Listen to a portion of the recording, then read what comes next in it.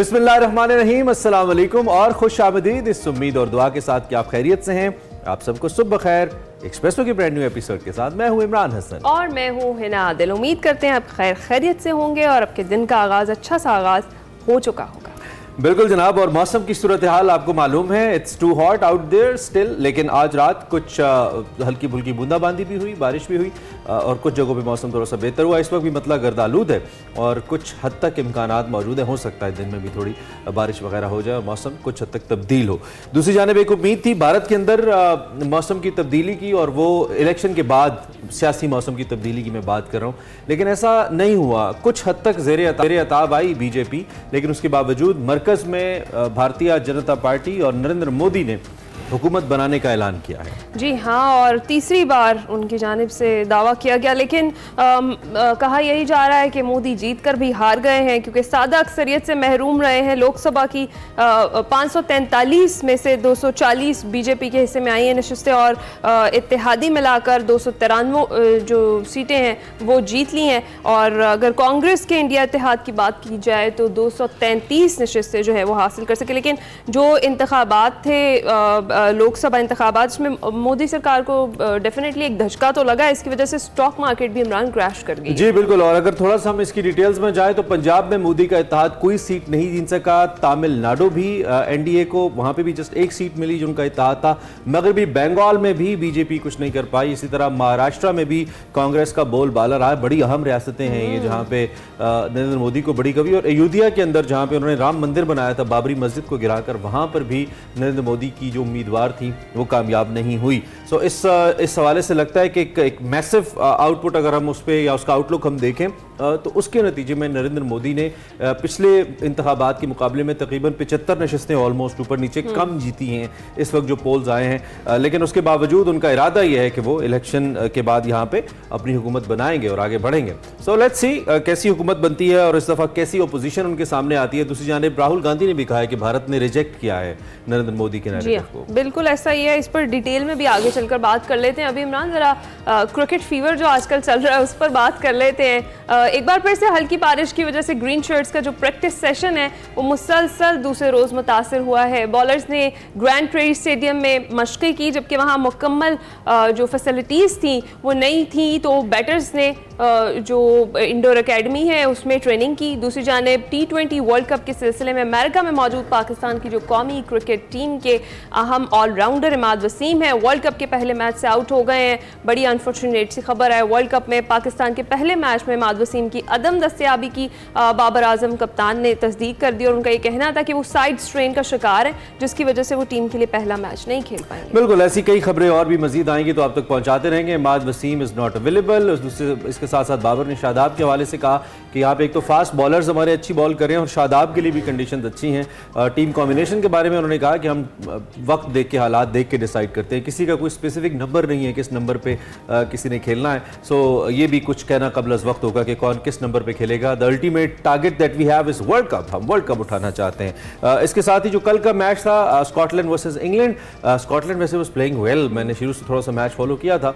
ये बारबाडोस पे खेला जा रहा था। स्कॉटलैंड ने टॉस जीतकर पहले बैटिंग का फैसला किया और आगाज से पहले ही बारिश का सिलसिला शुरू हो गया था। मैच को 10-10 ओवर्स तक महदूद किया गया। स्कॉटलैंड ने बगैर किसी नुकसान के 90 रन बनाए। This is very important, very interesting.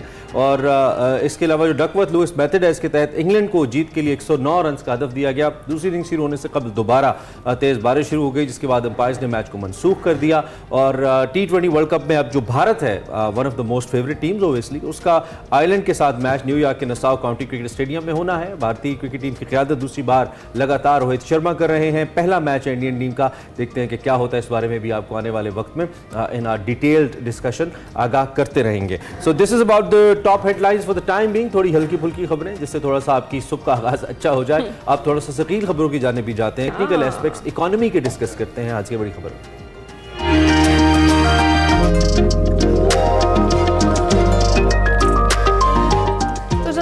महंगाई का तूफान थमना शुरू हो गया है, ये एक अच्छी खबर है। इदारा शुमारियात के मुताबिक अप्रैल के मुकाबले में मई में अफराती ज़र 11.76% रिकॉर्ड किया गया, जो कि नवंबर 2021 के बाद सबसे कम शरह है। और आरिफ हबीब सिक्योरिटीज़ के मुताबिक महंगाई कम होने की शरह मई 1977 के बाद ये कम तरीन रही है। ये पाकिस्तान की तारीख में दूसरी बड़ी गिरावट है। और उधर टॉप लाइन एजेंसी का ये कहना है कि सख्त मॉनेटरी और मालियाती पॉलिसीज़ की वजह से अफराती ज़र में ये कमी हुई है, जबकि रिकॉर्ड ज़रई पैदावार और मुस्तहकम करेंसी भी इस सारी सूरत हाल में मददगार साबित हुई। ऐसे में अगली जो मॉनेटरी पॉलिसी मीटिंग है उसमें शरह सूद में कमी की तवक्कुआत मज़ीद बढ़ गई हैं और मुसलसल 7 मॉनेटरी पॉलिसीज़ में शरह सूद 22% पर मुंजमद है।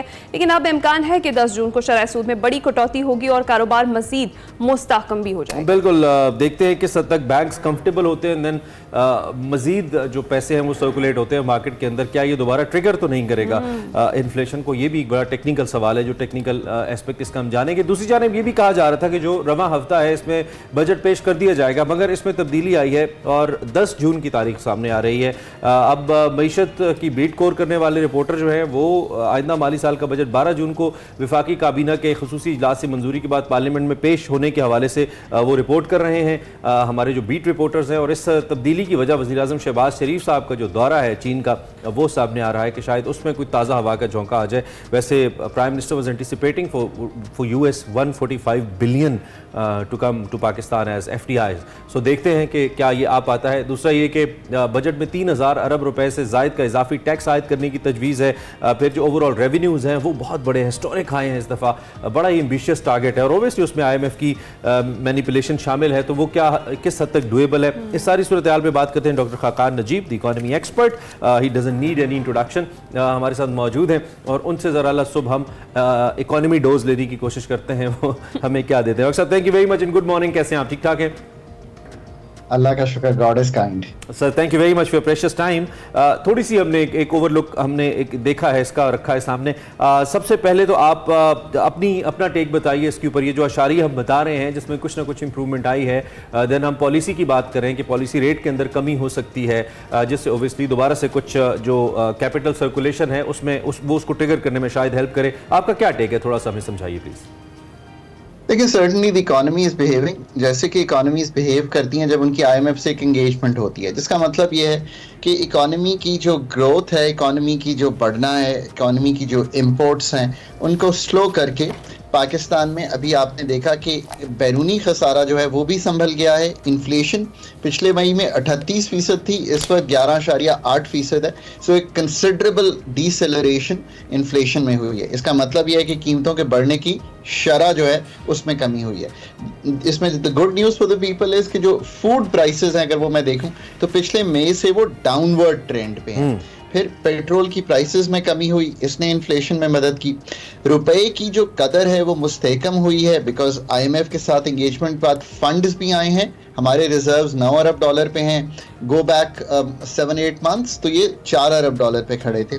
फिर एस्टैब्लिशमेंट ने पाकिस्तान की अथॉरिटीज़ ने कुछ ऐसे एक्शंस लिए, अफगान ट्रांजिट ट्रेड और बॉर्डर को संभालना, और ये जो हमारी एजेंसीज इलिसिट ट्रेड कर रही थी in terms of foreign exchange.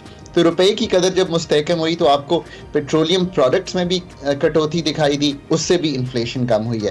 तो ये बात बिल्कुल दुरुस्त है। इसकी कॉस्ट ऑफ कोर्स हमेशा ये होती है कि इकोनॉमिक स्लो डाउन जो है वो एविडेंट है। चाहे आप गाड़ियों की सेल देखिए, पाकिस्तान में बिजली की खपत देखिए, पेट्रोलियम प्रोडक्ट्स देखिए, तो ये जो 10 माह गुजरे हैं compare to the last year, इसमें एक स्लो डाउन है। And that is the cost we pay to slow down the economy so that inflation भी नीचे आ जाए और बैरूनी खसारे जो हैं वो भी संभल जाएं। यहाँ पे खड़े हैं, सो यू नो एक ब्रीदिंग स्पेस मिल गई है। Of course the coming months are tough for the authorities and can be tough for the people of Pakistan। एक बजट जिसमें एक हायर टैक्सेशन सर्टनली आपको दिखाई देगी। आपने सही कहा, 9,200 अरब के करीब आई थिंक इस साल कलेक्ट होगा। यहाँ से 12,500-13 हजार अरब का जो सफ़र है अगले साल की कलेक्शन का, वो कम से कम 1500 से 2000 अरब के नए टैक्स मेजर्स जो है वो मांगेगा। ये अब अथॉरिटीज पे है कि वो कितने, जिसे आप कहें, ऐसे टैक्स मेजर्स सामने रखती हैं जो कि इनडायरेक्ट टैक्सेशन नहीं, जिसका मतलब है कि हम जनरल सेल्स टैक्स जो आप पे मुझ पे गरीब और अमीर मुसावी लागू होता है वो ना हो, बल्कि डायरेक्ट टैक्सेशन की तरफ जाए। ये इस वक्त इकोनॉमी है। तो डॉक्टर साहब सवाल यही है, इसी से रिलेटेड है मेरा, क्योंकि आशारिये तो बता रहे हैं कि महंगाई में भी कमी हुई है, हालात बहुत बेहतर हो गए हैं, लेकिन आवाम अभी तक मुंतज़िर है। आपने कहा है कि आगे टफ कंडीशंस होंगी, आवाम को बजट में भी थोड़ी कुछ मुश्किलात देखने को मिलेंगी, आवाम को रिलीफ कब मिलेगा? देखिए, एक तो ये है कि हमें आई थिंक कि अब we'll do a program on this कि रिलीफ का एक्चुअल में मतलब क्या है। देखिए, रिलीफ हर तबके के लिए एक फ़र्क हैसियत रखता है। जो तो वल्नरेबल सेगमेंट्स हैं, लेट्स से कि उनके घर में तकलीफ आ गई है या उनके घर में तालीम थी ही नहीं या हम उनकी मदद ही नहीं कर सके इस तरह से कि वो सब सिस्टम्स एग्रीकल्चर से उठते। कहने का मतलब यह है कि उनको तो आपको डायरेक्ट इनकम सपोर्ट प्रोग्राम जो 400-450 अरब है इस वक्त, मैं हमेशा कहता हूं कि IMF से निगोशिएट करके इसको आप बेशक 800 अरब कर दीजिए। उनके लिए जो 10 million house holds, 1 crore house hold है हमारे पास, उनके लिए तो उनके घर रिलीफ पहुंचाना, बिकॉज उनका जरिया माश कोई ऐसा नहीं है और दिखाई भी नहीं दे रहा। डॉक्टर साहब, एक बड़ा अहम इस वक्त ये जो हम इसको रिलेट करें, को रिलेट कर रहे हैं, जो PM शहबाज का विजिट है चाइना का और साथ जो बजट की डेट थोड़ी सी डिले हुई है, क्या इतने शॉर्ट स्पैन ऑफ टाइम के अंदर कोई बड़ा ब्रेक थ्रू पॉसिबल होता है? I mean to rely on that break through budget document को लेकर, क्योंकि बजट डॉक्यूमेंट तो लाजमी नहीं है कि वो एक हरफे आखिर होता है। We see so many mini budgets and changes as well, लेकिन उसके साथ साथ क्या इतने शॉर्ट स्पैन के अंदर एज पीपल आर रिलेटिंग कि उस वजह से डिले हुआ है, हम कह सकते हैं कि इसका कोई इंपैक्ट हो सकता है इस विजिट का बजट डॉक्यूमेंट के ऊपर, हमारे उसमें कुछ ऊपर नीचे हो सकता है? देखिए, ज़्यादा से ज़्यादा ये इम्पैक्ट हो सकता है कि अगर आपको कोई बजटरी फाइनेंसिंग उनसे कंफर्म होती है तो वो आप IMF को आके बता सकते हैं कि ये बजटरी फाइनेंसिंग कंफर्म है। तो बजट में जो नंबर्स आप डालेंगे in terms of financing the budget, उसमें आप कह सकते हैं कि ये फॉरेन फाइनेंसिंग अवेलेबल हो जाएगी। अगर कोई FDI पे बातचीत होती है, मैं बारहा कहता हूं कि FDI is a time consuming process. ये इतना आसान नहीं है।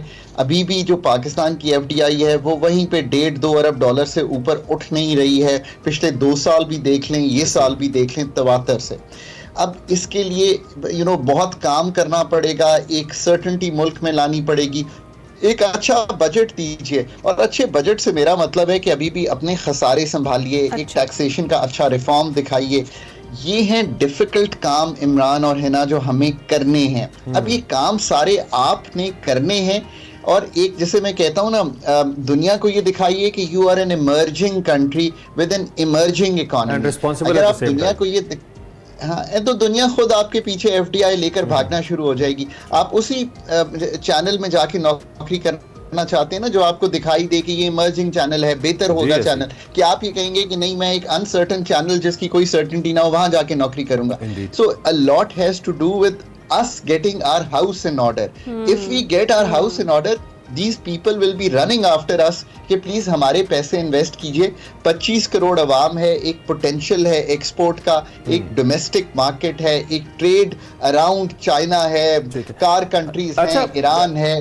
हम चूंकि इससे पहले हमने सऊदीया को बड़ा डिस्कस, आपके साथ भी इनफैक्ट हमारे 2-3 सेशंस हुए थे जिसमें हमने सऊदी इन्वेस्टमेंट को डिस्कस किया था, और कुछ लोग अब थोड़ा सा इरिटेट होना शुरू हो गए उस $10 बिलियन US की इन्वेस्टमेंट को लेकर, जिसका वादा पहले UAE ने, फिर अरामको की मद में सऊदी ने भी किया। और लोग ये कह रहे थे कि एक ट्रक की बत्ती है, चूंकि सऊदीज को टेक के कॉन्टेक्स्ट में या फ्यूचर कॉन्टेक्स्ट में कोई इन्वेस्टमेंट्स हम ऑफर नहीं कर पा रहे हैं, उनको पावर हाउसेज वगैरह की तरफ लेके जा रहे हैं, तो उनके लिए कुछ खास अट्रैक्शन नहीं है where they are investing in Uber and stuff, और वो फ्यूचर टेक्नोलॉजीज की जानिब लेके जा रहे हैं अपने आप को, तो इसलिए हमारे पास कुछ है नहीं। चाइनीज को देने के लिए other the infrastructure I mean development और उसके अलावा जो हमारी स्ट्रेटेजिक लोकेशन है, चाइनीज को ऑफर करने के लिए हमारे पास कुछ है डॉक्टर साहब? सो $25 बिलियन जो हैं वो CPEC के अंडर अब तक तकरीबन आए हैं, और purely infrastructure, roads, transport, ports, ये जो हमारी थोड़ा सा रेलवे नेटवर्क, और मेनली 11,000 मेगावाट की पावर प्लांट्स लगे हैं। अब ये सब कुछ बना दिया है। 40,000 मेगावाट बिजली बना रहे हैं, सर्दियों में 10,000 इस्तेमाल करते हैं, गर्मियों में 25-26 इस्तेमाल करते हैं। अब चाइना से तो यही आप उम्मीद कर सकते हैं ना कि जो इंडस्ट्री वियतनाम ट्रांसफ़र नहीं हुई वो हमें भेज दें, ताकि यहाँ पे कोई लेदर की फैक्ट्री लगे, कोई गारमेंट्स की फैक्ट्री लगे। अगेन मैं इसलिए बड़ी गुफ्तगू नहीं करता कि यही छोटी छोटी अगर चीज़ें लगना शुरू हों और हमारी बिजली की यूटिलाइजेशन हो और एक्सपोर्ट से कोई पैसे आ सकें, ताकि हम ये जो बिजली घरों के पैसे हैं ये देने की जिसे कहेंगे पोजीशन में आ जाए। फिर चाइना से मैं अगर इस वक्त मेरी टॉप प्रायोरिटी होना इमरान, तो it is really really simple. मैंने उनको ये गुजारिश करनी है कि आपने ये पावर प्लांट्स लगाए हैं, इसकी जो अगले 6-8 साल की पेमेंट है इसको 20 साल पे मुहित कर दीजिए, ताकि मेरा मुल्क में टैरिफ कम हो जाए और मेरी इंडस्ट्री चलना शुरू हो जाए। That's the only demand I would make to them. और दूसरी बात यह है कि अब जो हमने काम करने हैं उनके साथ, देखिए आपको अंदाजा हो गया ना कि आपने इतने बड़े बड़े रिटर्न्स ऑफर करके आज चाइना के 500-600 अरब रुपया देना है। पहले तो मैं आपसे मांगूंगा ना कि मेरे पैसे तो वापस कीजिए, फिर मैं अगली इन्वेस्टमेंट आपके मुल्क में करूंगा। So let's get our house in order, let's get things and I hope कि जब ऑब्वियसली आंटोराज गया होगा तो इन सब क्योंकि मैं तो यही सवाल आपसे करूंगा तो इनके जवाबात लेके गया होगा। सही है। अच्छा डॉक्टर साहब, कमिंग बैक टू जो हम बात कर रहे थे शरह सूद में कमी के हवाले से, कुछ जो मौसमी माहिरीन है वो ये सजेस्ट कर रहे हैं कि 2% और कुछ कह रहे हैं कि 4% कमी इसमें होनी चाहिए। क्या इसमें कमी हो सकती है और आपके ख्याल में कितनी कमी होनी चाहिए? है ना, कोई शक की गुंजाइश नहीं है कि जो 2 मॉनेटरी पॉलिसी स्टेटमेंट्स पीछे आई हैं उनमें ही कमी हो जानी चाहिए थी। इसकी वजह ये है कि पाकिस्तान को सबसे बड़ा नुकसान ये होता है कि ये जो बजट है उसमें जो हमारा पे करते हैं हम इन टर्म्स ऑफ बैंकों को, वही पैसे कम हो जाते बिकॉज हमने शरह सूद यहाँ पे रखी हुई है जिसकी ज़रूरत इसलिए नहीं है।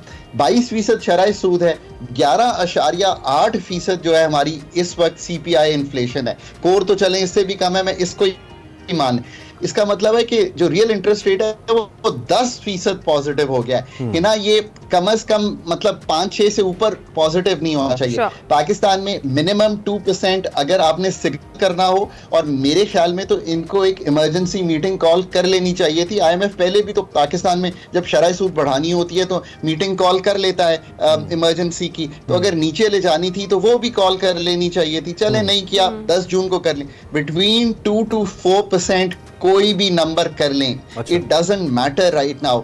फिर भी जो शरह सूद है उसको जब मैं देखूंगा तो वो रियल इंटरेस्ट रेट तब भी 6% पॉजिटिव ही होगा, 2 से 4% के दरमियान। बट कंसिडरिंग कि IMF बहुत ज़्यादा केयरफुल हो रहा है इस वक्त, तो चलें 2% तो यकीनी, बट 4% तक की गुंजाइश सर्टनली है। ये एक सिग्नल है, ये कर देना चाहिए और ये डिलेड कर रहे हैं। याद रखिए, अब मैं आपको एक ऐसा नंबर दूंगा जो आपको कोई नहीं देगा। अगर आप 4% तोड़ दें, 4% शरह सूद तोड़ दें, माहाना की बुनियाद पर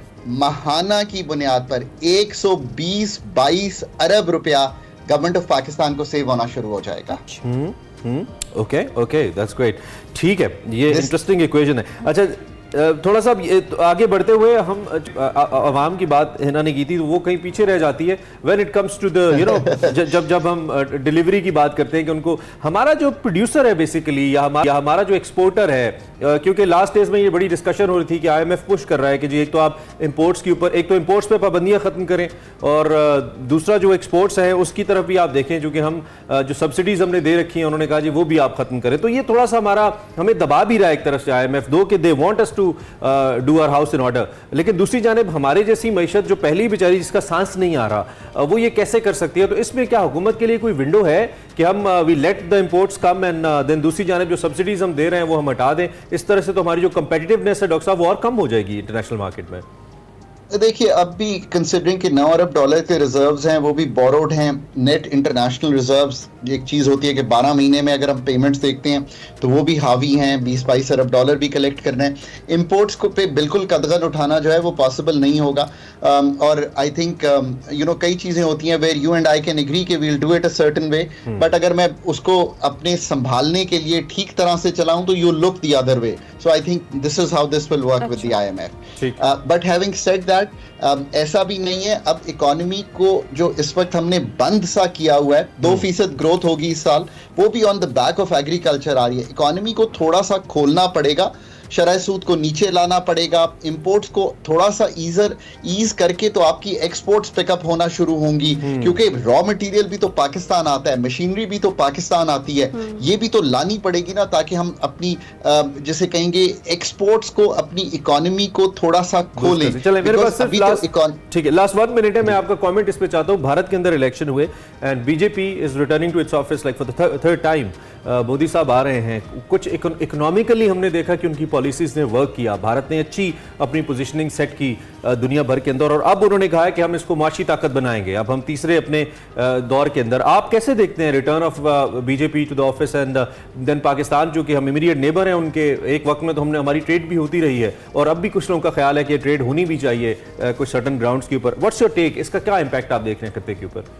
देखिए, obviously the economic growth that India has seen, पिछले क्वार्टर की 8% की ग्रोथ है। So I mean they have done well, but results ने ये भी दिखाया है कि politics is much more than just economic growth, it is also about how the growth is spread, the equality and the other socio political measures that you take, how you live in the society, how you behave with your neighbours. And अब India एक हकीकत है, एक बड़ी market है, पाकिस्तान एक emerging market है, हमने दोनों को एक रिलेशनशिप में चलाना है जिसमें इंडिया की अपनी ग्रोथ हो, पाकिस्तान की अपनी ग्रोथ हो। ट्रेड अभी इन ऐसे जगह से होता है कि हम दुबई से ट्रेड करते हैं, eventually Pakistan and India if they live as peaceful neighbours तो हम चाइना से ट्रेड कर लेंगे, इंडिया जो है बाकी दुनिया से कर ले ट्रेड। ये तो एक ड्रीम ही है कि पीसफुल नेबर्स के तौर पर रहें। बहुत शुक्रिया डॉक्टर साहब, आपने वक्त दिया और ख़ास तौर पर जो पाकिस्तान की इकॉनमी हमने उस पर बात की और जो बजट आ रहा है उस पर हमने बात की है और जो मुख्तलिफ पहलू डिस्कस किया है। यहाँ पर वक्त हुआ एक ब्रेक का।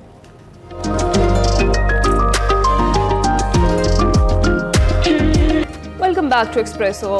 प्रोग्राम के आगाज़ में हमने कुछ बात की थी अपने हमसाया मुल्क भारत की, जहाँ पर आम इंतखाबात के जो गैर हतमी गैर सरकारी नताइज हैं उनके मुताबिक हुक्मरान जमात के मुकाबले में इत्तेहादी जमात इंडिया डेवलपमेंट इंक्लूसिव अलायंस में गैर मुतवक्किल तौर पर हैरान कुन कामयाबियाँ समेट रही है और जो इंतखाबी मुहिम है उसमें 400 से ज़ायद सीटें हासिल करने का दावा करने वाले जो नरेंद्र मोदी हैं, कहीं ना कहीं उनके एहसासात को या बयानात को कहीं ठेस पहुँची है, क्योंकि मोदी जो है जो उनका इत्तेहाद है वो 292 नशिस्तें ही हासिल कर पाया है, जबकि कांग्रेस की ज़ेरे क़यादत इंतखाबी इत्तेहाद इंडिया डेवलपमेंट इंक्लूसिव अलायंस अब तक 232 नशिस्तों पर आगे दिखाई दे रहा है। बिल्कुल जी, भारत में लोकसभा की 543 नशिस्तें हैं और इसमें 272 ओबियसली सादा अक्सरियत के लिए चाहिए होती हैं और वही जमात हुकूमत में होती है जो ये नंबर हासिल कर पाती है। गर्चे के नरेंद्र मोदी हुकूमत बनाते नजर आते हैं, मगर जो 2/3 अक्सरियत का ख्वाब है ना, अब की बार 400 पार, वो 400 क्या वो 300 पार भी औखा हो गया। गुज़िश्ता रोज़ कांग्रेस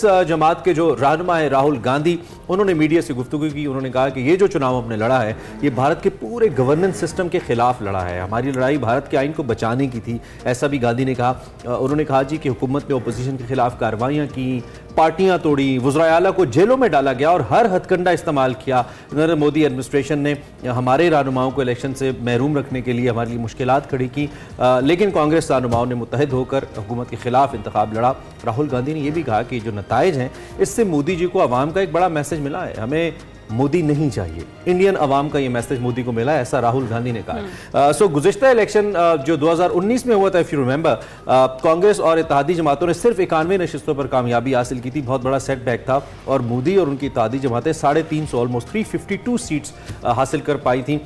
एक लैंड स्लाइडिंग फतह नज़र आती थी। दूसरी जानिब जो गुज़िश्ता रोज़ मोदी साहब की जमात है उसकी नशिस्तों में कमी और अपोजिशन की हैरान कुन कामयाबी पर जो इंडियन स्टॉक मार्केट है जो एंटिसिपेशन के ऊपर चलती है बहुत हद तक क्रैश कर गई। इंडेक्स 4378 पॉइंट्स से गिरा और 72,000 पॉइंट्स पर आ गया। So it was another setback और ये गुज़िश्ता 4 बरसों में सबसे बड़ी कमी है स्टॉक मार्केट नंबर्स में जो देखने में आई। बिल्कुल ऐसा है। और अगर कुछ हम बात कर लें तो जो सरबजीत सिंह हैं, सरबजीत सिंह खालसा, इंदिरा गांधी के जो बेटे के कातिल हैं, उनको भी बरतरी हासिल हुई है और जनाब बड़ी बरतरी थी ये। सरकारी नताइज ये बताते हैं कि भारतीय जनता पार्टी 85 नशिस्तें जीत चुकी है और 154 में बरतरी हासिल कर ली गई गई है उनकी जानिब से, और जो मौजूदा इंतखाबात है उसमें से 50 से ज़्यादा नशस्तों से हाथ धोना पड़ा है बीजेपी को, और 2019 के इंतखाबात में लोकसभा की 103 नशस्तें जीती थी, जिस तरह से अभी इमरान ने इस चीज़ को डिस्कस किया। इमरान, अगर हम देखें तो कुछ सेलिब्रिटीज़ जो जिन्होंने इंडियन इलेक्शंस में पार्टिसिपेट किया वो जीत गए हैं। जी, आपकी फेवरेट कंगना जीत गई हैं। कंगना जीत गई हैं। इसके साथ साथ आई गेस इरफान पठान जो है वो भी कामयाब हुए हैं इन इंतखाबात में, और कांग्रेस की सरबराही में 24 यूसुफ पठान, हाँ यूसुफ पठान, सॉरी यूसुफ पठान जो है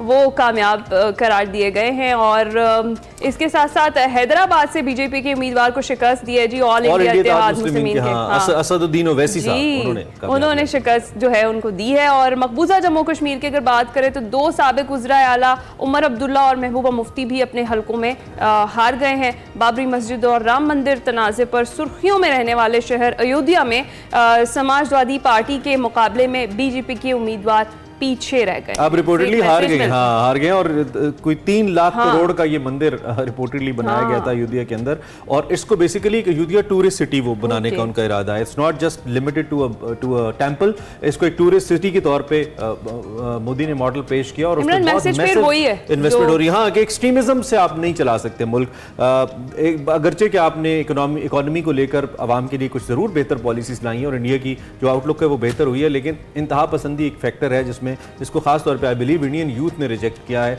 और नरेंद्र मोदी को अब सोचना पड़ेगा if is coming again in the government कि अपनी जो पुरानी पॉलिसीज हैं पाकिस्तान की तरफ, इस्लाम की तरफ, उनको आप वापस लेके आएं और एक मुतदिल पॉलिसी इख्तियार करें, अमन की बात करें, पड़ोसियों के साथ अमन की बात करें, आगे बढ़ें, तो उससे अवाम ज़्यादा मकबूलियत के मसनद पे बिठाएंगे rather than being an extremist, और मस्जिदों की तरफ तीर चलाने से मसाइल हल नहीं होंगे। It's a good message from Indian people. I बिल्कुल बिल्कुल ऐसा ही। एक्सप्रेसो में यहाँ वक्त एक ब्रेक का, आप हमारे साथ रहिए।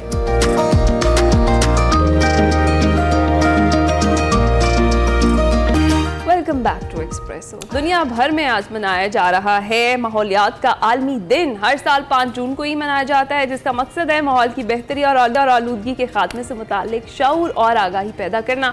जो माहौल की बेहतरी और आलूदगी के खात्मे से मुतालिक शऊर और आगाही पैदा की जाती है इस दिन पर। रवां साल जो यौम माहौलियात है उसका जो थीम है वो है land restoration, desertification and drought resilience, यानी ज़मीन की बहाली, सहराइत और खुश्क साली की रोकथाम। पाकिस्तान, चीन, Bharat, Iran, Afghanistan, central Asia, मशरक़ वस्ता और इसी तरह के ममालिक इसमें शामिल हैं, जहाँ दुनिया के बड़े सहरा भी मौजूद हैं जो वक्त के साथ साथ आगे बढ़ते हुए ज़रख़ेज़ ज़मीनों को निगल रहे हैं। बिल्कुल, पाकिस्तान में भी 5 बड़े आपको मालूम है सहरा मौजूद हैं जिनको सहराइत से बचाना होगा, और ये इस थीम के अकॉर्डिंग है, वरना नुकसान उठाना पड़ सकता है। दूसरी जानिब हम ये भी तो फेस कर रहे हैं कि हमारे ग्लेशियर्स पिघल जाते हैं, टेम्परेचर हर दफ़ा इतना ज़्यादा होता है। इस दफ़ा भी आप देख रहे हैं कि बड़ी हाइप है टेम्परेचर्स के अंदर, और उसी वजह से पाकिस्तान मुतासिर हो रहा है। पाकिस्तान का शुमार उन ममालिक में डेफिनेटली होता है जो बड़े चैलेंज ममालिक हैं इस क्लाइमेट चेंज को लेकर, और इनको शदीद असरात और ख़तरात लाहिक हैं इस सारे मामले के अंदर। गैर मामूली दर्जा हरारत और शदीद खुश्क साली का सामना है। जंगलात हमारे जल रहे हैं, पहले हैं ही नहीं,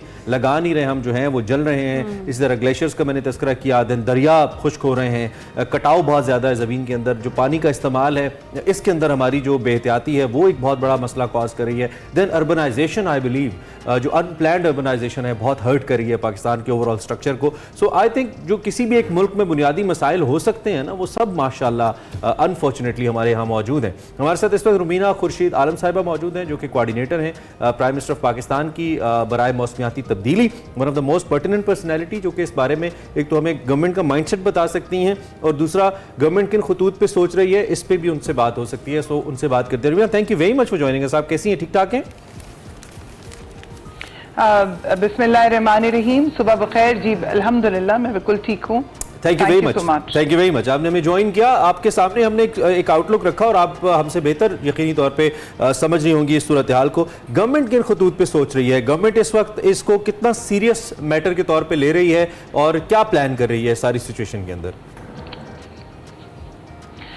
देखिए, जहाँ तक बात है स्पेशली आज के दिन के हवाले से, तो मैं सबसे पहले आपकी बहुत मशकूर हूँ, क्योंकि मैं समझती हूँ कि ये जो मुहिम होती है, कोई भी डे ये खाली एक दिन नहीं मनाया जाता, ये पूरा एक प्रॉपर हम इसको इस दिन को ऑब्जर्व करते हैं, और इसके अंदर आगाही जो है वो इसका मकसद ये होता है कि जो अवाम है, लोग हैं, उन तक आगाही जो है उन तमाम तर मकासद की है जो पहुंच सके। और उसमें मैं समझती हूँ मीडिया का एक बहुत बड़ा अहम किरदार है, एक बहुत बड़ा पिवटल रोल जो है वो मीडिया अदा करता है, और मैं आपकी मशकूर हूँ इस इस बात के लिए।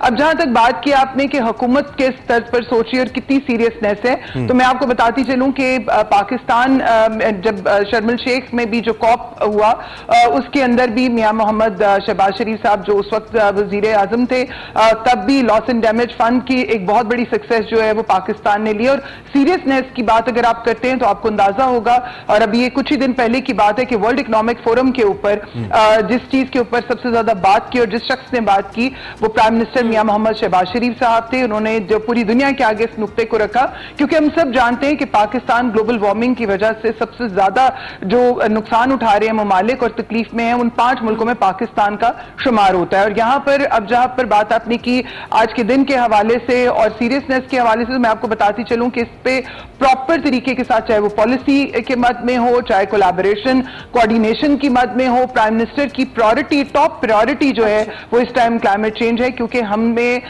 इस पे डेफिनेटली ना सिर्फ ये कि एज ए फेडरेशन तमाम तर सूबों को लेकर उनके साथ मिलजुल कर जो है वो चलने की बात की जा रही है और लेके चला भी जा रहा है। और जहां आपने बात की थी जंगलात में की फॉरेस्ट्रेशन की जो आपने बात की, तो मैं आपको बताती चलूं कि 2015-16 में जो ग्रीन प्रोग्राम जिसको कि हमारे दूसरे ममालिक भी अब उसको फॉलो करें, जिसमें मैं नाम लेना चाहूंगी और मैं चाहूंगी कि हमारे जो नाजरीन हैं उनको भी पता चले कि सऊदी अरब में इस टाइम 5 हमारे जो टेक्निकल एक्सपर्ट्स हैं वो उनको हेल्प भी कर रहे हैं और अल्हम्दुलिल्लाह पाकिस्तान तेजी से उस तरफ जा रहा है। लेकिन जाहिर है चैलेंजेस इतने बड़े और ज्यादा हैं कि जो चीजें शायद होती हैं वो शायद इतना जल्दी पता नहीं चलती, लेकिन डेफिनेटली उस तर्ज पे काम भी हो रहा है। अच्छा, तो रुमीना साहिबा, जिस तरह से इस बार जो थीम है आज के दिन का जमीन की बहाली और सहरायत और खुश्क साली की रोकथाम, इस हवाले से गवर्नमेंट क्या कर रही है? सहराओं को महफूज बनाने के लिए क्या किया जा रहा है?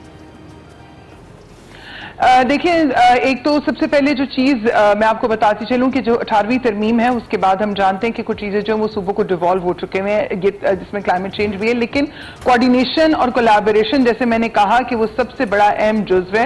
और हम और इस टाइम पे जो पानी की बात अगर आती है, सहराओं को देखने की बात आती है, तो इस पे तमाम कमेटीज भी बनी हुई है। हम लोग सूबों के साथ कोऑर्डिनेशन करके चीजों को लेकर भी चल रहे हैं कि किस तरह इसको नेशनली इंटरनेशनली क्या कौन कौन से ऐसे टॉप जो एक्सपर्ट्स हैं उनको एंगेज करके हम सॉल्यूशंस की तरफ जो है वो जा सकते हैं। इसके साथ साथ जैसे आपने ग्लेशियर मेल्टिंग की भी बात की, तो मैं बताती चलूं कि जब हमारा ग्लॉफ 3 का जो प्रोजेक्ट है जिस पे हम काम करने जा रहे हैं और वो इब्तदाई उसके जो मराहिल है जिनके अंदर हम उसके डिसीजंस लिए जाने हैं, तो उसके अंदर इन तमाम तर चीजों को सबसे अहम बुनियाद के ऊपर जो है वो रखा जा रहा है और प्रायोरिटी पे जो है वो दी जा रही है। एक तो ये कि इसके ऊपर तो नेशनल इमरजेंसी होनी चाहिए, ये बाकी सरकारी फाइल से सरकारी कामों की तरह नहीं होने चाहिए जैसे हम 5 साल 10 साल मंसूबे बनाते हैं और फिर मुसलसल हर गवर्नमेंट या उसके रिप्रेजेंटेटिव ये कहते हैं कि जी हम काम कर रहे हैं, हो रहा है तब्दील। ये ऐसा नहीं है। एक तो ये हंगामी और इमरजेंसी बुनियादों पे इस पे काम होना चाहिए, नेशनल इमरजेंसी नंबर 1। आप मुझसे बेहतर समझती हैं क्योंकि कहीं ना कहीं आप, मैं, हमारे बच्चे, हम सब इससे मुतासिर हैं। ये प्राइम मिनिस्टर के लिए भी वही ऑक्सीजन है जो एक आम आदमी के लिए है, तो वो सबके लिए इक्वली पॉइंट ऑफ कंसर्न है, नंबर 1। नंबर 2, हमने कम अज कम पिछली गवर्नमेंट के अंदर, तहरीक इंसाफ की हुकूमत के अंदर हमने देखा कि कुछ ड्राइव्स चली जो कि अपोजिशन एक पॉलिटिकल पॉइंट स्कोरिंग उस पर अपनी जगह उस तरफ नहीं आता, लेकिन एक अवेयरनेस की बात कम से कम जरूर की गई दरख्त लगाने को लेकर, चाहे वो उनका बिलियन ट्री सुनामी था या मिलियन ट्री सुनामी था, वो कितने लगे कितने नहीं लगे जो भी है, लेकिन शऊरी तौर पे रुमीना साहिबा हमने देखा कि लोग इस पे बात करना शुरू हुए। दो कि अभी आपकी पंजाब गवर्नमेंट ने भी से नो टू प्लास्टिक मुहिम शुरू की है, that is very good, I appreciate. लेकिन अब एज अ कल्चर, एक ग्रीन कल्चर के तौर पर हमें जो सामने आना चाहिए, बड़े इनिशिएटिव्स लेने चाहिए, वो शायद उस सतह पर फिल वक्त नजर नहीं आ रहे। इस पर क्या की डेवलपमेंट्स क्या है जो आपने की हैं या आप करने जा रहे हैं, जरा थोड़ा सा कैटेगोरिकली हमें बताइए। पहले तो मैं एक माजरत के साथ आपकी करेक्शन करना चाहूंगी कि जो लास्ट आपने कहा तरीके इंसाफ के दौर में जो आपने कहा कि बिलियन ट्री सुनामी प्रोग्राम हुआ, तो मैं आपकी करेक्शन इसलिए करना चाहूंगी कि ये चीज तहरीक जो है, ये प्रोग्राम जो प्रॉपर इनिशिएटिव था, ये 2015 और 16-17 के अंदर मियां मोहम्मद नवाज शरीफ साहब की जो उस टाइम प्राइम मिनिस्टर थे और उस टाइम के जो हमारे मिनिस्टर मरहूम मुशाहिदुल्लाह साहब थे, और मैं उस टाइम पे पार्लियामेंट्री सेक्रेटरी थी और तब ये मुहिम का आगाज हुआ था और इसकी सक्सेस स्टोरी जो है, जिसको कि फिर बाद में मैं पॉलिटिकल पॉइंट स्कोरिंग, क्योंकि मैं समझती हूँ ऐसे सब्जेक्ट जो कि ये क्लाइमेट चेंज हो, हेल्थ हो, एजुकेशन हो, इन पे कतन पॉलिटिकल स्कोरिंग नहीं की जाती और ना हमने कभी की है। तो ये प्रोग्राम का इनिशिएटिव मियां मोहम्मद नवाज शरीफ साहब की लीडरशिप में उस वक्त के जो प्राइम मिनिस्टर थे उस टाइम शुरू हुआ और उसका सक्सेस रेट जो है वो अब आपके सामने कि उसके समराज जो है वो अब नजर भी आ रहे हैं और ना सिर्फ पाकिस्तान में बल्कि बैरून मुल्क में उसको अप्रिशिएट भी किया जा रहा है। दूसरी बात आपने कहा कि सरकारी फाइलों में चीजें रह जाती हैं, मैं फिर माजरत के साथ कहूंगी कि ऐसा कतन नहीं है। अगर ऐसा होता तो इंटरनेशनली पाकिस्तान ने मुख्तलिफ जगहों पर आवाज अपनी रेस की, ना सिर्फ गवर्नमेंट में बल्कि पार्लियामेंट के अंदर भी उसी तरह से। मैं खुद कन्वीनर थी एसडीजीज की पार्लियामेंट के अंदर और उसमें आईपीयू इंटर पार्लियामेंटेरियन यूनियन के तहत हमने पूरे एशिया रीजन को पाकिस्तान में इनवाइट किया, बताया और कहा कि हमें रीजन वाइज सॉल्यूशंस की तरफ जाना है। मैं इसमें एक चीज जरूर ये कहना चाहूंगी कि जब हम बात करते हैं कि पता नहीं चलता, तो उसमें मैं आपसे गुजारिश करूंगी कि मीडिया का एक बहुत बड़ा ये एलिमेंट है, एक बहुत बड़ा पिवटल रोल है कि अगर आप इसी तरह जैसे आज के दिन में आपने दावत दी, अगर आप इसी तरह से मुख्तलिफ टाइम्स पे हमें मौका दें तो बताया जा सकता है कि हम जरूर करना चाहते हैं सर, हमारे दिल के बहुत करीब है ये टॉपिक। वो हम क्या करें, हमें जंगलात के जलने की खबरें मिलती हैं, जंगलात के लगाने की मिलती नहीं, हम क्या करें? नहीं, मैं अब माजरत के साथ मैं कहूंगी कि आपको अपनी खबरों का दायरा कार दुरुस्त करना होगा। मैं आपको खुद जो है आपको इसके ऊपर तमाम तरह इंफॉर्मेशन जो है प्रोवाइड करूंगी। और दूसरी बात, जब आप जंगलात में आग लगने की बात करते हैं तो हम जानते हैं कि जो ग्लोबल वार्मिंग है, हीट वेव की वजह से पूरी दुनिया के अंदर जो है जब हीट ड्राइव आती है तो उसमें जंगलात में आग लगती है।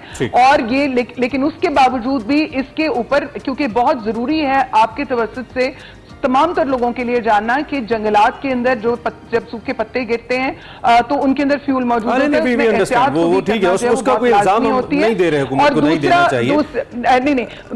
नहीं, बिल्कुल। दूसरा उसके बाद ये है कि मैं ये जरूर कहना चाहूंगी कि थोड़ा हमें मोहतात होने की भी जरूरत है और उसके ऊपर प्रॉपरली तमाम तर हमारे इदारे और तमाम तर एक तो आपने खुद हमें कहा भी, हम definitely will try to have you again, जरूर हम और करेंगे, बैठेंगे, बात करेंगे। और ये प्लेटफॉर्म आपका है जी, हुकूमत का है, अवाम का है। हम चाहते हैं कि अगर अवामी इंटरेस्ट की कोई भी बात हो तो व्हाई नॉट हम इस पे करें। अगर आप इस पे कोई कोशिश हुकूमत कर रही है तो वी अप्रिशिएट, ऐसी खबरें आनी चाहिए, तो we are here for that, हमें तो चाहिए होता है कंटेंट। इस पे बात करते रहेंगे। Thank you very much Rumina Khurshid Alam, coordinator for climate change, prime minister की हमारे साथ मौजूद थी। ब्रेक लेते हैं, ब्रेक के बाद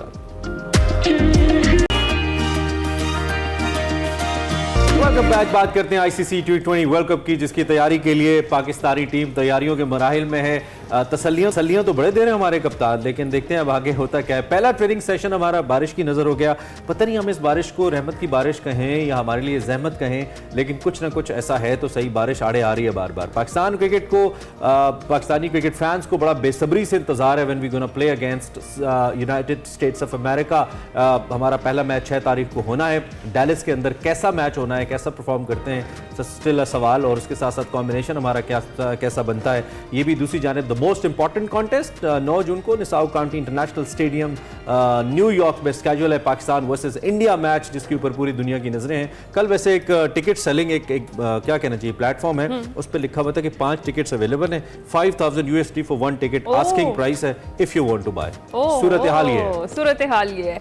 और दूसरी जानिब आईसीसी T20 वर्ल्ड कप के लिए न्यूयॉर्क स्टेडियम की जो ड्रॉप इन पिचेस है उस पर तनकीद भी शुरू हो गई है। जनूबी अफ्रीका और श्रीलंका का मैच न्यूयॉर्क में लो स्कोरिंग रहा। श्रीलंकन टीम 77 रन्स पर आउट हुई और मैच में मजमूई तौर पर 14 विकेटें गिरी। जनूबी अफ्रीका ने मैच में 6 विकेटों से कामयाबी हासिल की थी और बैटर्स के लिए पिच में कुछ ना होने पर ड्रॉप इन पिचेस को अब तनकीद का बड़ा सामना करना पड़ रहा है। जनूबी अफ्रीका के साबिक कप्तान फाफ डु प्लेसी ने पिच को स्पाइसी करार दे दिया है और जो कमेंटेटर है हर्षा भोगले, उन्होंने कहा कि लो स्कोरिंग पिच नई जगह पर होने वाली क्रिकेट के लिए कोई बेहतरीन किस्म का इजाफा नहीं है। इस सारी सूरत हाल पर बात करने के लिए हमारे साथ अहमद नजीब मौजूद हैं। उन्हीं से बात कर लेते हैं कि वो कैसे देखते हैं इस इवेंट को। अस्सलाम वालेकुम Ahmad, hope you are doing well. एक बार फिर से ग्रीन शर्ट्स का जो प्रैक्टिस सेशन है, जैसे अभी इमरान ने बात की कि बारिश की वजह से दूसरे रोज भी मुतासिर हुआ है, कैसे देखते हैं कि ये वाकई रहमत की बारिश होगी हमारे लिए, हमारे टीम परफॉर्म कैसा कर पाएगी प्रैक्टिस के बगैर? देखिए पिछले कोई एक साल से बहुत ज्यादा पाकिस्तान के मैचेस, चाहे मैचेस हो या प्रैक्टिस सेशन हो, वॉश आउट बारिश की नजर हो गए हैं। डेफिनेटली आपकी जो प्रिपरेशन होती है इसमें थोड़ा सा फर्क तो पड़ता है कि आपने एक ड्रिल सोचे होते हैं, सेशंस में क्या कुछ प्लान किया होता है कि किस तरह की इन चीजों पे वर्किंग करनी है, और वो जब रह जाए तो कुछ ना कुछ तो फर्क पड़ता है। और जो आप लोग बात कर रहे थे पिचेस की, तो ये मेरा ख्याल है आईसीसी को बीच में थोड़ी प्रिपरेशन आईसीसी की इतनी अच्छी नहीं है। आईसीसी को मेक श्योर करना चाहिए आप किस स्टैंडर्ड की पिचेस बना रहे हो, आपको अच्छी पिचेस बनानी चाहिए। अच्छी से मुराद ये नहीं कि इसमें बैट्समैन 200 या 250 करते रहे, मतलब एक कम्पिटिटिव क्रिकेट होनी चाहिए। माइट भी कि कम से कम चलो 150 160 वाले जो टोटल्स होते हैं जिन पिचेस के ऊपर, बड़े कम्पिटिटिव होते हैं। इसमें बॉलर्स के लिए भी कुछ ना कुछ होता है, बैट्समैन के लिए भी एक अपॉर्चुनिटी होती है। तो जो हमने डैलस में देखा तो वो वहां पर बहुत ज्यादा स्पाइसी पिच था, मतलब फास्ट बॉलर्स के लिए हेल्प थी, बैट्समैन के लिए कोई इतनी था नहीं। तो जब आपके देखिए दो एक्सट्रीम्स में ना जाएं, ना तो आप उस एक्सट्रीम पे जाएं जो हमने आईपीएल में देखा इस साल के 100 200 या 200 से ऊपर मजाक बन गया था, या पर आप इस एक्सट्रीम पे भी जाएंगे 100 पे भी ना पहुंचे और टीम 110 120 पे, तो वो भी मजा नहीं आता है। तो आई थिंक थोड़ा सा क्यूरेटर को आगे जो वाली पिचेस में कुछ देखना पड़ेगा, और जो प्लेयर्स ने फ्रस्ट्रेशन दिखाई है वो बिल्कुल ठीक है, क्योंकि इस तरह से चलता रहा तो फिर तो बहुत ही लो स्कोरिंग मैचेस होंगे। Imad Wasim is no more in the team for the first match, your take Amar? देखिए डेंट तो है, क्योंकि इमाद वसीम एक ऐसे पाकिस्तान के सीनियर प्लेयर हैं जिनको अपनी गेम पे बहुत अबूर हासिल है। और अभी आप रिसेंटली देखिए कि पाकिस्तान की स्ट्रगलिंग बॉलिंग लाइनअप में भी सिर्फ इमाद वसीम ही है जो कि इकोनॉमिकल बॉलिंग कर रहे थे, और बैटिंग में जिस तरह से वो चिप इन करते हैं तो वो बहुत अच्छा, सिर्फ सीनियर नहीं है, वो बहुत एक्सपीरियंस्ड, आपने देखा होगा अंडर प्रेशर अच्छा खेलते हैं, ज्यादा प्रेशर अपने पे लेते नहीं है। तो मेरा ख्याल ये है कि इमाद वसीम का जो ना होना है ना, वो पाकिस्तान को डेंट करेगा। दूसरा जो है, America is very dangerous side, because काफी कंट्रीज के अच्छे प्लेयर उन्होंने अपने पास रखे हुए हैं, जो कि एक सरप्राइज पैकेज के तौर पर है। पाकिस्तान, श्रीलंका, न्यूजीलैंड, सारे कंट्रीज से मिलके, और लोकल कंडीशन में खेल रहे हैं तो उनको वो थोड़ा ज्यादा बेहतर आइडिया है। तो इमाद जैसा बॉलर होना बहुत जरूरी था, क्योंकि वो काफी एक्सपीरियंस अपना लेके आते हैं। ये जो फिटनेस फैक्टर रहा है ना, ये सिर्फ हमारे लिए नहीं, सभी टीम्स के लिए रिसेंट पास्ट के अंदर बड़ी प्रॉब्लमेटिक सिचुएशन रही है। बहुत सारी टीम्स के जो प्लेयर्स हैं वो फिटनेस का शिकार रहे हैं, और फिर हमारी तो प्रॉब्लम्स रहती हैं। हमने बड़ा सफ़र किया है, चाहे नसीम की सूरत में हो, हारिस की सूरत में हो, शाहीन की सूरत में हो, हमारे बड़े प्लेयर्स, और अब हम इमाद को भी देख रहे हैं कि वो भी स्ट्रेन का शिकार हुए। तो एक तो ये कि क्या पाकिस्तान के पास इस वर्ल्ड कप जैसे मेगा इवेंट से पहले कोई प्लान बी है सीइंग द प्लेयर्स फिटनेस? क्योंकि एक तो होता है कि आप किसी इंजरी की वजह से, किसी हादसे की वजह से आप अनफिट हो जाएं, एक होता है कि ओवरऑल आप परफॉर्म नहीं कर पा रहे, आप उस फॉर्मेट को मीट नहीं कर रहे। फॉर्मेट तो आई बिलीव शॉर्ट टर्म में हो जाएगा, लेकिन फिटनेस पे सवालिया निशान बहरहाल है। तो do you see some plan B Pakistan team के पास है? देखिए बात यह है कि इमाद वसीम को तो जो as per PCB press release के उनको ड्यूरिंग द प्रैक्टिस सेशन एक पेन निकला उनकी राइट रिब में, जिसकी वजह से, उस पेन की वजह से आप जो है वो नहीं खेल पा रहे। अब वो पेन एग्जैक्टली क्यों था, अब ये डिटेल तो पीसीबी का मेडिकल पैनल जानता है कि इधर को बॉल लग गया या फिर उनके वो एरियाज वीक थे या कोई मसल उस तक का पुल हो गया, आई डोंट नो, वो तो उनका मेडिकल पैनल जानेगा। लेकिन फिटनेस के स्टैंडर्ड ओवरऑल पाकिस्तान के प्लेयर्स के बहुत नीचे है कंपेयर टू जो दूसरी अच्छी प्लेइंग नेशंस में। हमारा फिटनेस पे उतना फोकस नहीं है, बल्कि बीच में तो ये खबर आई थी कि फिटनेस टेस्ट ही लेना छोड़ दिए थे।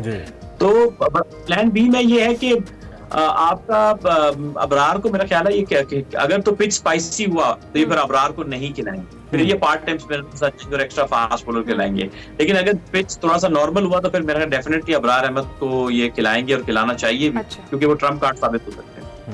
अच्छा, अगर हम बात कर रहे थे अभी न्यूयॉर्क की पिच की, जैसे बात की हमने, तो क्या लगता है जो हमारा पाकिस्तान का इंडिया के साथ जो मैच है उसके लिए कैसी फिर बॉलिंग लाइन पिक करनी चाहिए? क्योंकि जैसे अभी पिच के बारे में कहा जा रहा है और जिस तरह की अभी परफॉर्मेंस रही है अभी करंटली साउथ अफ्रीका और श्रीलंका के मैच में, उसको देखते हुए देखिए जो ये नसाउ काउंटी है, ये ड्रॉप इन पिच है और इसको ऑस्ट्रेलियन क्यूरेटर ने तैयार किया है। तो अब इसका मजीद हमें आइडिया होगा थोड़ा आगे मजीद मैचेस देख के।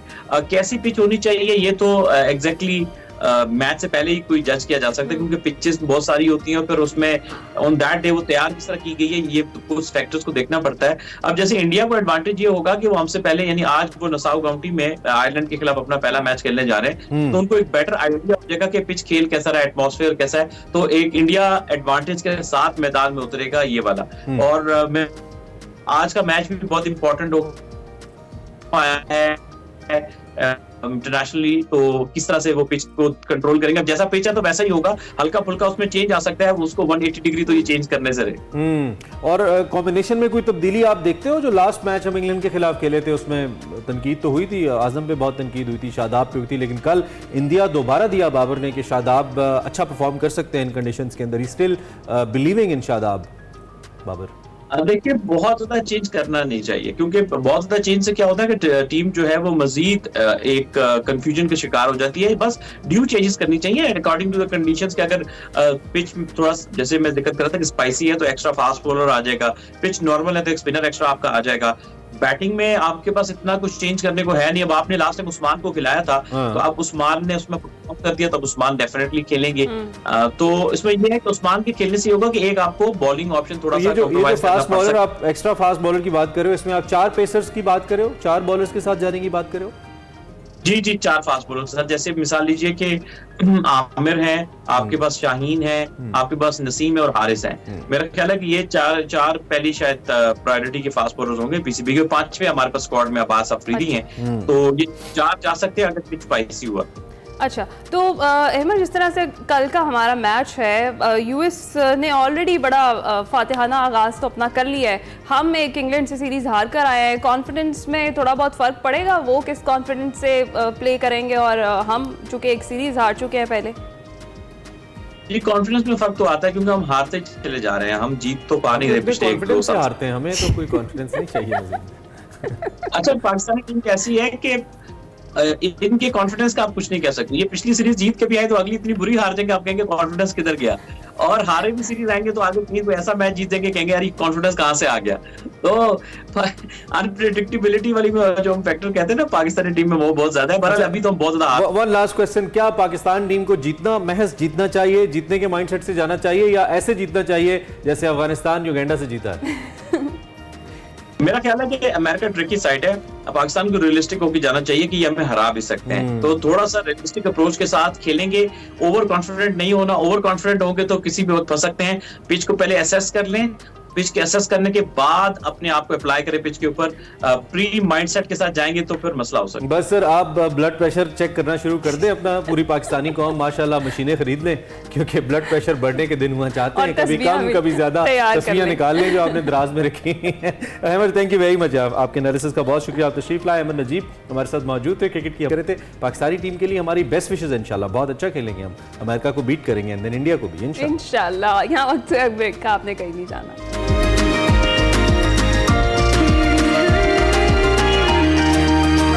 Welcome back to Expresso. जनाब, कल मनाया गया था बच्चों पर तशद्दुद के खिलाफ आलमी दिन, और उसी हवाले से आज के सेगमेंट माइंड मैटर्स में बात ये हो रही है कि दुनिया में बच्चों को हुकूक देने की बराह रास्त जिम्मेदारी किस पर आयद होती है। जानते हैं कि किस पर आयद होती है।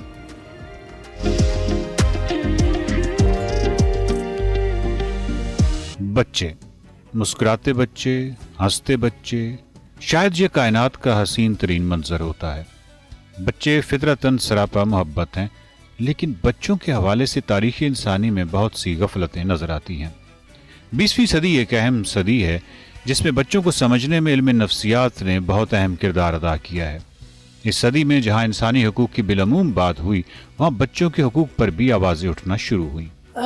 देखिए, दुनिया भर में इंसानों के हकूक के हवाले से बहुत सारी तहरीकें चली हैं, और हम ये समझते हैं कि उन तहरीकों का इंसानी हकूक़ के बैनुल-अक़वामी निज़ाम को तश्कील देने में बहुत अहम किरदार है।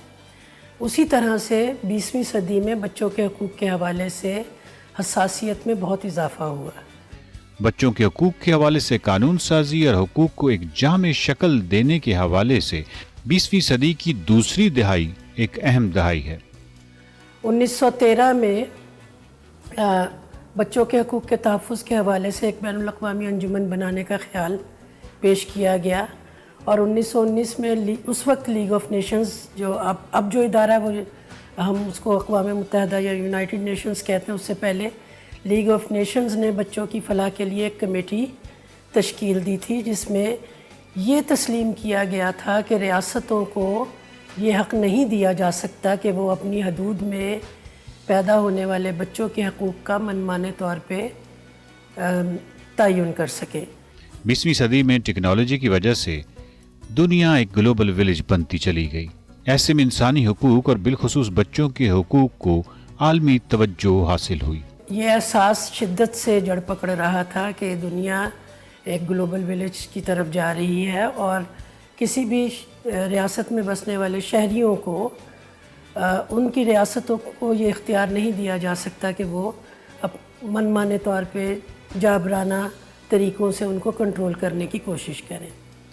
बच्चों के हुकूक के हवाले से एक खातून का किरदार बहुत अहम था, और क्यों ना होता।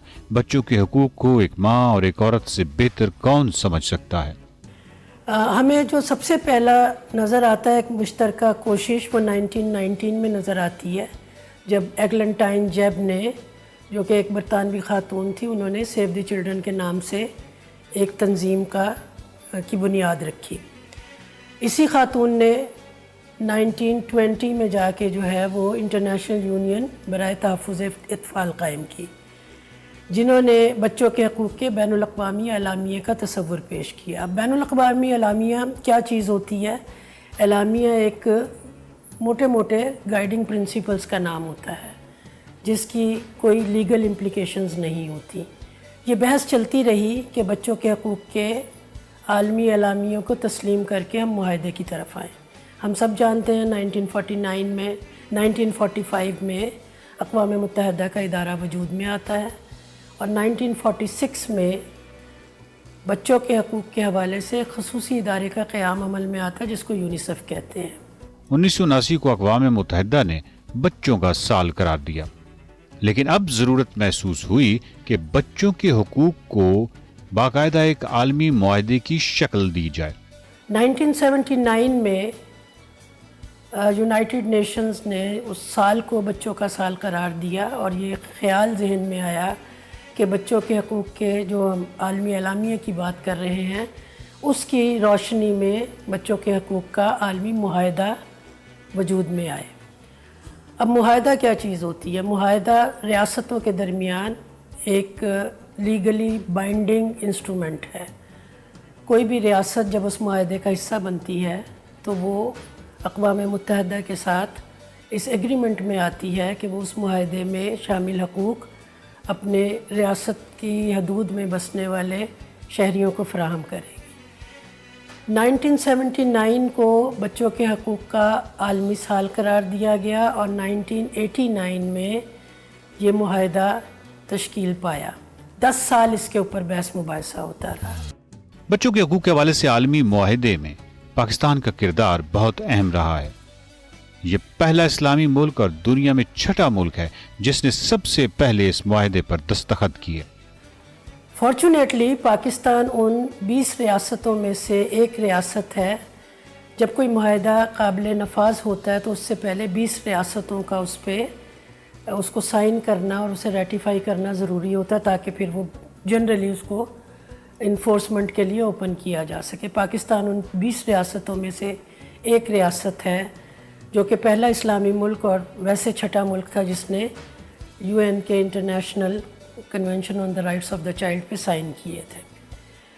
ये 20 नवंबर 89 को मंजूर हुआ था जनरल असम्बली में और 1990 से इसका जो है वो नफाज शुरू हुआ। पाकिस्तान 12 नवंबर 1990 को इस मुआहदे का हिस्सा बना। ये मुआहदा क्या है और इसकी कितनी दफात हैं? याद रहे कि इस मुआहदे की तश्कील में 10 साल का बहस मुबाहिसा शामिल है। इस मुआहदे की टोटल 54 दफात हैं, जिसमें से 42 में हकूक़ का जिक्र किया गया है और बाकी दफात में मुआहदे के इतलाक़ के हवाले से गाइडलाइंस हैं। जब भी कोई मुल्क इस मुआहदे का हिस्सा बनता है तो सबसे पहले उन्हें 2 साल के अंदर अंदर एक इब्तदाई रिपोर्ट पेश करनी होती है, जिसमें ये देखा जाता है कि जो हकूक़ मुआहदे में दिए गए हैं उसमें और उस रियासत के अपने कानूनी और पॉलिसी के ढांचे में कितना गैप है। तो ये एक तरह से गैप एनालिसिस समझ लें या सिचुएशन एनालिसिस समझ लें। ये पहले 2 साल की रिपोर्ट ये होती है और उसके साथ हमें एक्शन प्लान देना होता है कि हम किस तरह से इस मुआहदे पर अमल दरामद करके इन हकूक़ को अपने बच्चों तक पहुँचाने की जिम्मेदारी निभाएंगे। बच्चों के हुकूक कौन देगा? बच्चों के हुकूक की फराहमी किसकी जिम्मेदारी है? ये एक अहम सवाल है। इंटरनेशनल ह्यूमन राइट्स फ्रेमवर्क में दो इम्पॉर्टेंट बातें हैं। वो तमाम लोग जो हकूक़ रखते हैं उन्हें हम राइट्स होल्डर कहते हैं, और ज़ाहिर है जब कोई हकूक़ रखता है तो किसी हकूक़ की फराहमी किसी की ज़िम्मेदारी होती है। तो बैनुल अक़वामी इंसानी हकूक़ के निज़ाम में रियासतें हकूक़ की फराहमी की ज़िम्मेदार हैं, तो वो ड्यूटी बेरन है। हमारे कॉन्टेक्स्ट में भी हमारे तमाम बच्चे जो 18 साल से कम उम्र के हैं वो बच्चों के हकूक़ के आलमी मुआहदे के मुताबिक राइट्स होल्डर हैं, और हमारी रियासत जो है वो ड्यूटी बेरर है जो उस मुआहदे में शामिल तमाम हकूक़ हमारे बच्चों तक फ़राहम करने के लिए ज़िम्मेदार है, क्योंकि ये हमारी इंटरनेशनल कमिटमेंट है। हमें हर 4 साल के बाद जनरली दूसरे मुआहदों में हर 4 साल के बाद रिपोर्ट पेश करनी होती है, लेकिन बच्चों के हकूक़ के आलमी मुआहदे में हमें बच्चों के हकूक़ की कमेटी को हर 5 साल के बाद अपनी प्रोग्रेस रिपोर्ट देनी होती है कि हम किस हद तक उस मुआहदे में शामिल हकूक़ अपने बच्चों को देने में कामयाब हुए हैं। सो ये एक तरह से बैनुल अक़वामी एहतसाबी निज़ाम है कि जब हम कोई कमिटमेंट करते हैं तो हमें फिर उस कमिटमेंट की इम्प्लीमेंटेशन का सारा प्रोसेस उनसे शेयर करना होता है जिनसे हमने ये कमिटमेंट की है कि हमने इस मुआहदे को किस तरह अपने मुल्क में इम्प्लीमेंट करना है और अपने बच्चों को किस तरह से वो तमाम हकूक़ फराहम करने हैं जिसका उस मुआहदे में ज़िक्र किया गया है। बच्चों के हुकूक फराहम करना कौम की तामीर नो के मुतरादिफ है। जिस्मानी और नफ्सियाती हवाले से सेहतमंद बच्चों ने कल मुल्क की बागडोर संभालनी होती है। आज की बुनियादें मजबूत होंगी तो कल इमारत भी शानदार, महफूज और खूबसूरत होगी। Welcome back to Expresso. जैसा कि आपको पता है ईद उल अज़हा की आमद है। हम मुसलसल बात कर रहे हैं जानवरों की ख़रीदो फ़रोख्त के हवाले से भी कर रहे हैं, लेकिन एक जो चीज़ है, एक वायरस जो कोंगो वायरस का नाम हम सुनते आ रहे हैं, इस बार फिर से ये जो वायरस है ये फैल रहा है। जहां मंडियों में हम जाएं, जानवरों के हवाले से अगर बात करें तो कोंगो वायरस जो है इसके हमले से बचना कैसे है, और रमा सीज़न में कुछ अफराद कोंगो वायरस से उनकी मौत भी हुई हैं, ये इत्तलात भी मिली हैं, और इसके हवाले से स्प्रेज वगैरह तो किए जा रहे हैं। अवाम को क्या करना चाहिए और हुकूमत क्या क्या इक़दाम करे, इस हवाले से बात करने के लिए हमारे साथ डॉक्टर फैसल महमूद मौजूद हैं, माहिर वबाई अमराज। जी बिल्कुल हमारे साथ मौजूद हैं। डॉक्टर साहब, thank you very much for precious time and good morning. आप सबसे पहले तो ज़रा ये कोंगो वायरस लोगों को बताइए, क्या है ये Congo virus and how does it impact human life? बुलाने का शुक्रिया। तो कोंगो वायरस जो है ये एक वायरस है जो कि एक्चुअली जानवरों का वायरस है, इंसानों का वायरस नहीं है। मगर जब भी जानवर के साथ क्लोज कोई कांटेक्ट होता है, चाहे वो बकरीद के दौरान हो, कुर्बानी के टाइम हो, या इवन जो लोग मवेशी का ख्याल रखते हैं या तो उनके अंदर ये वायरस मुंतकिल हो सकता है। एंड बदकिस्मती से इंसानों के अंदर ये वायरस काफ़ी शदीद इन्फेक्शन करता है, इवन दो जानवरों के अंदर ये अलामत पैदा नहीं करता। जानवरों के अंदर उनके लिए जानलेवा नहीं होता, लेकिन इंसानों के लिए होता है। सो क्या सिम्टम्स हैं, कैसे मालूम पड़ता है कि आप कोंगो वायरस का शिकार हो गए हैं, और जानवर के पास जाने से पहले क्या कुछ एहतियाती तदाबीर भी हैं जो कि हमें प्रिवेंट कर सकती हैं कोंगो वायरस से? जी बिल्कुल। तो कोंगो वायरस बाकी वायरल इन्फेक्शंस की तरह उसके अंदर भी बुखार होता है, तेज बुखार होता है, और डेंगू की तरह इसके अंदर प्लेटलेट की कमी होती है।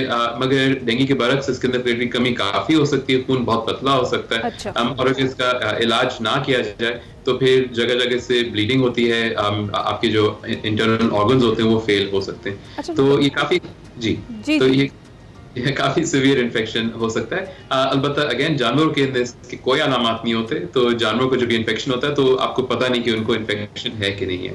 तो एहतियाती तदबीर ये है कि ये जो लगता है बुनियादी तौर पे दो ही तरीकों से लगता है, या फिर इसका जो एक टिक होता है, जो एक कीड़ा होता है जो जानवरों पे रहता है, जो खून चूसता है जानवरों का, अगर वो आपको काट ले तो उससे हो सकता है। तो जब भी आप जानवर के करीब जाएं, खासतौर पे अगर बकरा मंडी जा रहे हैं, बकरीद का टाइम आ गया है, तो फिर आप ऐसे कपड़े पहने जिसके अंदर आपके आस्तीन जो है वो फुल हो, मोजे पहन के जाएं ताकि वो कीड़ा आपके पे चढ़े ना, और अमूमन कहते हैं कोई ऐसे कपड़े पहने जिसका रंग हल्का हो ताकि उस पर कोई कीड़ा वीड़ा हो तो नजर आ जाए। और फिर आप घर आए तो फिर एक दफा जायजा ले लें जिस्म के कोई बहुत बारीक सा छोटे से कीड़े तो नहीं है जो कि चिपके हुए।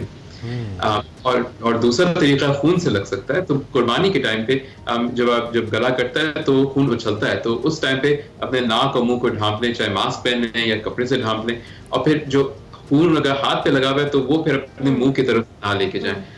और जो खाल होती है उसके ऊपर कीड़े चिपके होते हैं, तो एक दफा खाल उतार दी तो खाल को तो दूर रख लें, करीब ना रखें, ताकि उसमें जब कीड़े निकले तो आपके ऊपर ना चढ़े। मगर इम्पोर्टेंट बात यह है कि ये गोश्त खाने से नहीं लगता, तो अगर एक गोश्त पका हुआ हो तो बिल्कुल सेफ है। तो बस ये 2 टाइम है जब आपको एहतियात करना है। अच्छा, तो डॉक्टर साहब, जिस तरह से इंसानी जिस्म में इस वायरस के फैलाव के हवाले से आपने भी बात की है, तो क्या ये जानलेवा हो सकता है अगर इसको बर वक्त इसका इलाज ना किया जाए? जिस तरह से आपने कहा कि जानवरों के लिए जानलेवा नहीं है।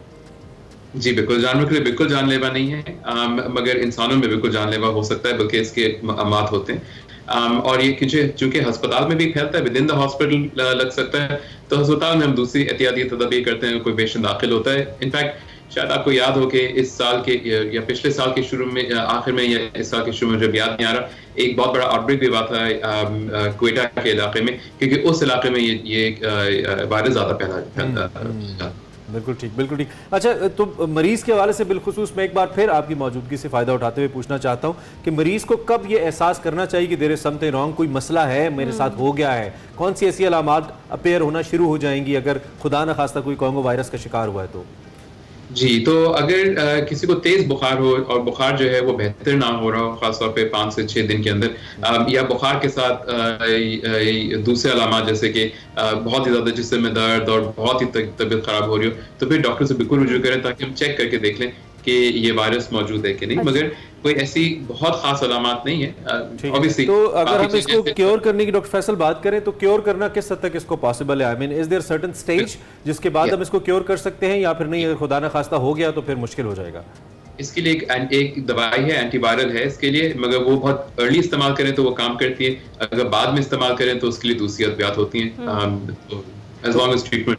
ओके, तो हम यूजुअल जो वैक्सीन वगैरह, जैसे हमने कोविड की वैक्सीन लगवाई थी या नॉर्मल हम हिफाजती वैक्सीन लगाते हैं, क्या वो इससे प्रिवेंट नहीं करती हमें कि इसको होने ही ना दे? इसके लिए, हाँ, तो इसके लिए कोई वैक्सीन है नहीं, कोई वैक्सीन इसके लिए इंसानों के लिए दरियाफ्त नहीं हुई है कोई।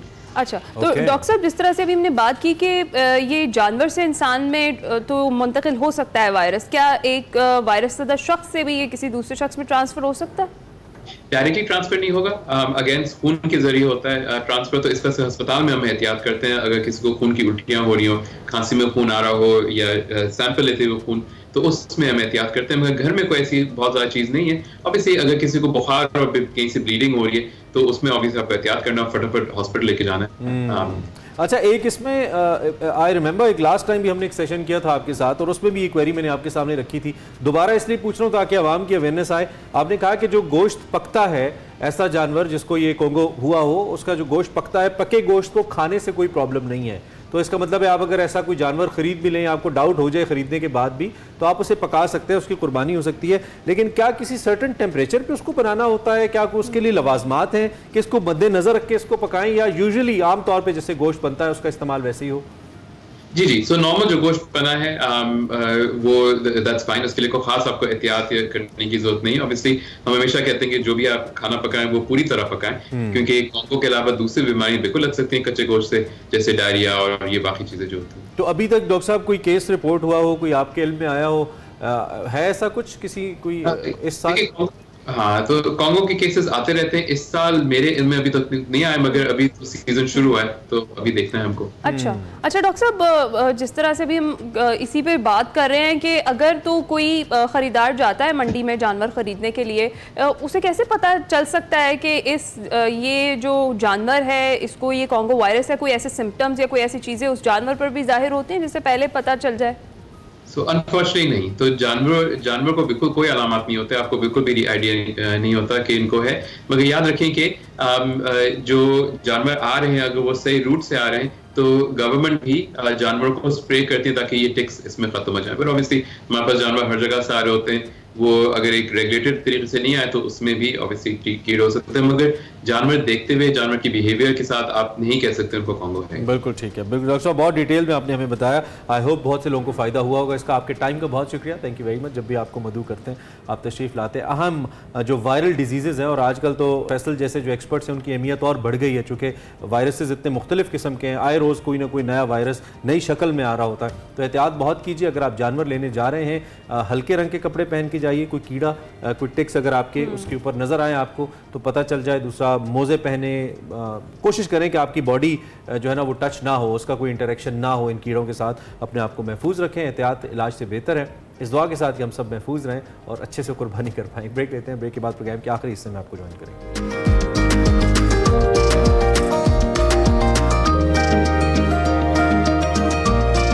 Welcome back to Expresso. Imran, एक बड़ी अपडेट है जिसमें आवाम का बहुत सारा इंटरेस्ट वाबस्ता है। मुझे उससे वैसे कोई फ़ायदा या नुकसान नहीं है।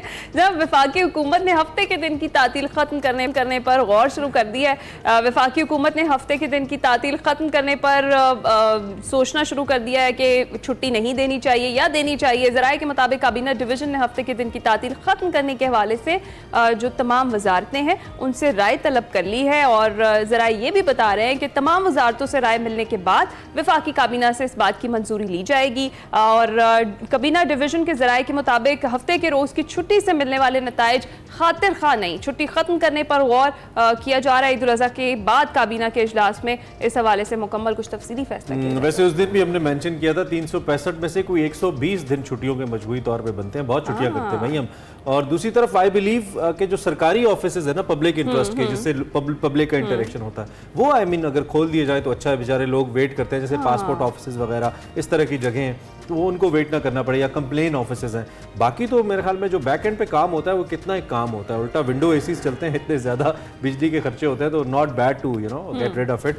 थोड़े जो बेचारे दीगर प्राइवेट सेक्टर के लोग हैं, जैसे बैंकर्स वगैरह हम डिस्कस कर रहे थे, उनके लिए बहरहाल मुश्किल हो सकती है। उनको ज़रा रिलीफ कम हो सकता है फैमिलीज के साथ जो टाइम उनका गुजरता है। खैर, लेट्स सी गवर्नमेंट क्या फैसला करती है, लेकिन हफ्ते की छुट्टी खत्म हो सकती है, इसके चांसेस मौजूद हैं। दूसरी जानिब थोड़ा सा हम मौसमियात के हवाले से भी बात करेंगे। एक तो ये कि इस वक्त लाहौर का मौसम बड़ा अच्छा है, मैं उस जाने भी आता हूँ, लेकिन फिल वक्त आपको मौसमियाती तब्दीलियों के हवाले से, चूँकि आज उसका दिन मनाया जा रहा है, तो हुकूमती इक़दामात को बहुत सारे ऐसे पाकिस्तानी है, मोर देन 50% वो कहते हैं जी कि not enough initiatives are being taken, जिसके बारे में हमने बात भी की थी। जो प्राइम मिनिस्टर की असिस्टेंट थी, उन्होंने कहा कि नहीं, हम बहुत कोशिश कर रहे हैं इसके ऊपर। मौसमियाती तब्दीलियाँ रोकने के लिए खुद कुछ करने के सवाल पर 42% पाकिस्तानी एक सर्वे के मुताबिक कहते हैं कि जी खुद कोई इक़दामात ना करने का उन्होंने कहा कि हमने नहीं किए हैं। अलबत्ता 19% ऐसे थे जिन्होंने रीसाइक्लिंग के हवाले से, और फिर 7% ऐसे हैं, फिर 18% ने गोश्त का इस्तेमाल तर्क करने को अपनी तरजीहात करार दिया।